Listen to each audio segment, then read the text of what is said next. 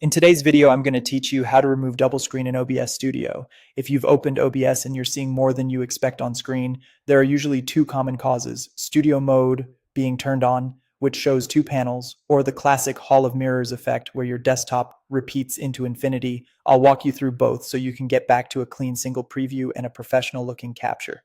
Start by opening OBS Studio on your computer. Once it's open, take a look at the main preview area. If you see two panels side by side, that simply means studio mode is active.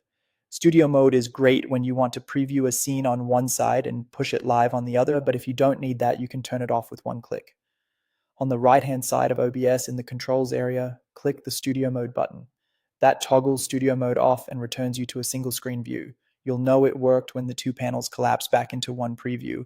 Now, if what you're seeing is your screen repeating endlessly, that's the mirror effect. It happens when a display capture or sometimes a window capture is picking up the OBS window itself, creating a feedback loop. To fix it, go to the sources box at the bottom of the OBS window, look through your list of sources and locate any extra display capture or window capture source that's causing the loop.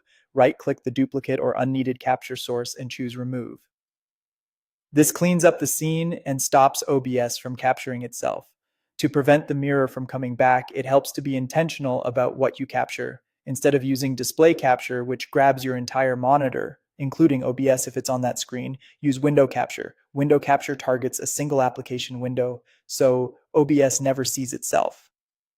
In the sources box, add a new source, choose window capture, give it a clear name, and then select the specific app you want, like your browser, a presentation, or a game that supports windowed mode. Once selected, position and size it in the preview so it fits your layout. That's it. Open OBS, turn off studio mode if you don't need the split view, remove any extra capture sources causing the loop, and use window capture for precise, mirror-free recordings and streams. With these adjustments, you'll have a clean single screen setup that's easy to manage and looks great on stream or in your recordings.